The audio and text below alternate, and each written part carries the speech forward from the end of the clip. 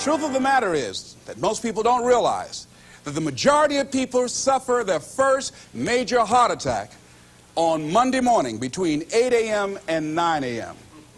People getting ready to go to jobs that they don't like, jobs that are making them sick. What is it that you could love doing 7 days a week that'll bring a smile to your face? Think about that. You've got to start saying yes to your life. You've got to start saying yes to your dreams, yes to your unfolding future, yes to your potential.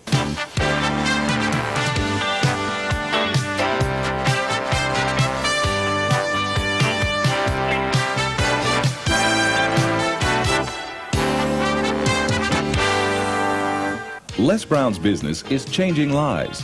He touches thousands of people each year.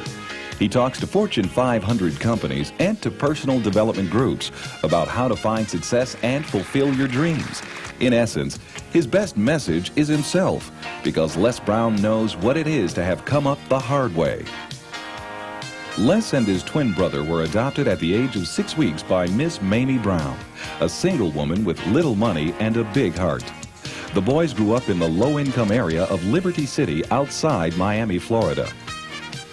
In the 5th grade, Les was mistakenly labeled EMR, educably mentally retarded, and he became a child nobody thought would amount to anything. After making it through high school, Les set out to prove them wrong. He started on the radio, moved to Ohio, and made himself a local star as a fast-talking disc jockey. He soon became an influential community spokesman. Then he ran for the Ohio State Legislature, where he served 3 terms and became chairman of its Human Resources Committee. Les Brown is now a nationally acclaimed motivational speaker who's taught thousands of people the techniques he's used to overcome the obstacles he's faced in his own life.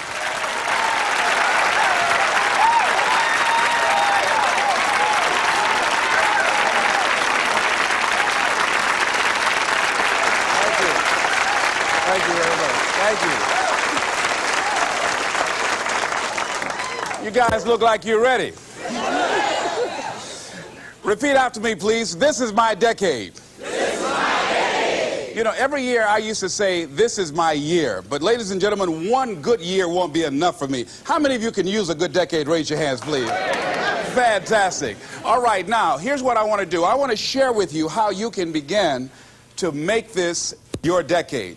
How many of you know within yourself, if you ask yourself the question, have I done all that I'm capable of doing or being and living up to my potential, how many of you have to really answer, no, I have not done all that I can do? Raise your hands, please. Okay, very good. Now, here's what we know. That people don't do what they know in life, but what they do is they operate within the context of the vision they have of themselves. So what I want to share with you is how to begin to get a larger vision of yourself and how to begin to make this your decade. Because in order to do that, it's going to be very challenging. It's going to require a lot of work on your part, an ongoing process of personal and professional self-mastery. And it's going to require that you begin to see yourself worthy of the requirements in terms of effort, in terms of commitment, in terms of action, in terms of preparation, or whatever it is that you need to do in order to take your life where you want to take it. So one of the first things I ask you to do is I want you to look at your life right now and think about something that's important to you, something that gives your life a sense of value. Think about something that you'd like to have, or something you'd like to create for you or your family or for society. I want you to hold this thought in mind. Now, one of the first things I want you to do is don't worry about the inner conversation that you're going to have. Don't worry about how you're going to do it. That's going to come. You're going to develop a plan of action. You will find the way. You'll become the kind of person that can attract the people, the resources, and everything you need in order to make that become reality. But I want you to be mindful of your inner conversation. I remember once I was sitting in an audience, and Zig Ziglar, who I consider one of the greatest motivational speakers on the planet, he was giving a speech. And I was out in the audience, and I saw him going back and forth, and within myself I said, I'd like to do that. I can do that. And I leaned over to the guy next to me. I said, how much do they pay him to do that? And he said, $5,000. I said, I know I can do that. And I admired him. And then On the way home, when I was driving from Tampa, Florida, back to Miami, Florida, my inner conversation kicked in, and it said, Les Brown, you can't do that. You don't have a college education. Les Brown, you can't do that. You don't have the money. You don't have the contacts. You've never worked for a major corporation. What makes you think that you can make more in 1 hour talking than you've made working for a whole month? Now, I want to ask you a question. How many of you have ever thought about something you wanted to do, and you talked you out of it? Raise your hand, please. That inner conversation, ladies and gentlemen, is the reason that most people take their greatness, take their ideas to the graveyard with them. You know, the wealthiest place on the planet, a minister said recently, and it was so true, is not the gold mines in the various areas of the world or the diamond mines. The wealthiest place on the planet is the graveyard. Because in the graveyard we will find inventions that we never ever were exposed to. Ideas, dreams that never became reality, hopes and aspirations that were never acted upon, because most people allow that inner conversation, for whatever reason, to keep them from ever pursuing their goals. So let us begin to look at what's required in order to make this our decade. Why is it that most people don't ever reach their goals or live up to their true potential? One is fear. And there are only two kinds of fears that we're born with: the fear of falling and the fear of a loud sound.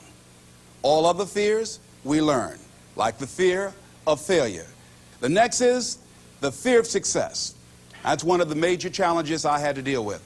I was working on a major project, and after it began to grow and it was extremely successful, I panicked and I walked away from it and gave it to someone else because I didn't believe that I could handle it. The other thing that keeps most people from reaching their goals is that a lot of people become comfortable. They stop growing. They stop wanting anything. They become satisfied. They stop looking at ways in which they can improve themselves. They stop putting things in front of them. I was reading something by a great man, George Bernard Shaw, and he said something to the effect that to have succeeded is to have finished one's business on earth. Like the male spider who is killed by the female spider the moment he has succeeded in his courtship. And he goes on to say, I like a state of continual becoming with a goal in front and not behind. I remember after giving a speech at a major corporation, a gentleman came up to me who was up in years, and he said, you know, that's real great motivation for you young guys, but I've done all my work. There's nothing else for me to do. I said, oh, yes.